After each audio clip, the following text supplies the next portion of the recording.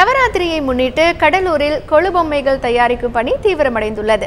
நவராத்திரி விழா வரும் 21ஆம் தேதி நடைபெற உள்ளது. நவராத்திரியை முன்னிட்டு கடலூர் வண்டிப்பாளையத்தில் உள்ள 150 வீடுகளில் குடிசை தொழிலாக கொழு பொம்மைகள் தயாரிக்கும் பணி தீவிரமாக நடைபெற்று வருகிறது. 20 ரூபாயிலிருந்து அதிகபட்சமாக 2500 ரூபாய் வரை இந்த பொம்மைகள் விற்கப்படுகின்றன.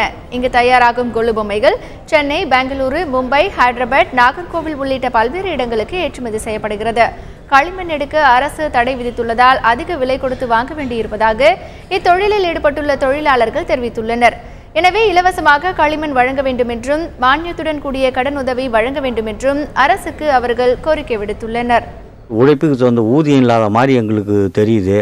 ரொம்ப மெட்டீரியல் விலையெல்லாம் ஏறி போச்சு. பெயிண்டிங் கிண்டிங்லாம் பொம்மை வாங்குறவங்க வர்றவங்க எங்களுக்கு இந்த பொம்மை களிமண் பொம்மை தானே அப்படின்றாங்க. இந்த களிமண் எங்களுக்கு கிடைக்கிறது ரொம்ப சிரமங்க. கிட்டத்தட்ட ஒரு 30-40 கிலோமீட்டர் கர்நாடகம் தாங்க இந்த களிமண் எடுத்துன்னு வர முடியும். அதுவும் கவர்மெண்ட்டில் எடுக்க விட மாட்டேன்றாங்க. இந்த களிமண் கிடைக்காதனால எங்கள் தொழிலே சுத்தமாக நலிஞ்சு போயிருக்குதுங்க. இது கவர்மெண்ட் ஏதாவது பார்த்து எங்களுக்கு இந்த மாதிரி ஏற்பாடு பண்ணால் நல்லாயிருக்கும். கூலிலாம் கொஞ்சம் இப்போ கட்டுப்படி ஆகலன்னு சொல்லிட்டு இருக்காங்க. பார்த்தோன்னா ஏன்னா இது மண் பொம்மை தானே, இதுக்கு வாங்குறவங்க விலை கம்மியாக கேட்குறாங்க எங்ககிட்ட.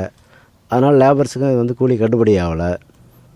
அவர் மெட்டீரியல்ஸ்லாம் கொஞ்சம் அரசாங்கம் உதவி பண்ணிச்சுன்னா நல்லாயிருக்கும். பெயிண்டிங்கு, களிமண் இந்த மாதிரி மெட்டீரியல்ஸ்லாம் இவங்களே தனியாக இப்போ விவசாயிகளுக்கு செய்கிற மாதிரி இவங்க தனியாக எங்களுக்கு ஒரு இப்போ ரேஷன் கடை அந்த மாதிரி இதில் வச்சு எங்களுக்கு கொடுக்குற மாதிரி கொடுத்தா கொஞ்சம் நல்லாயிருக்கும்.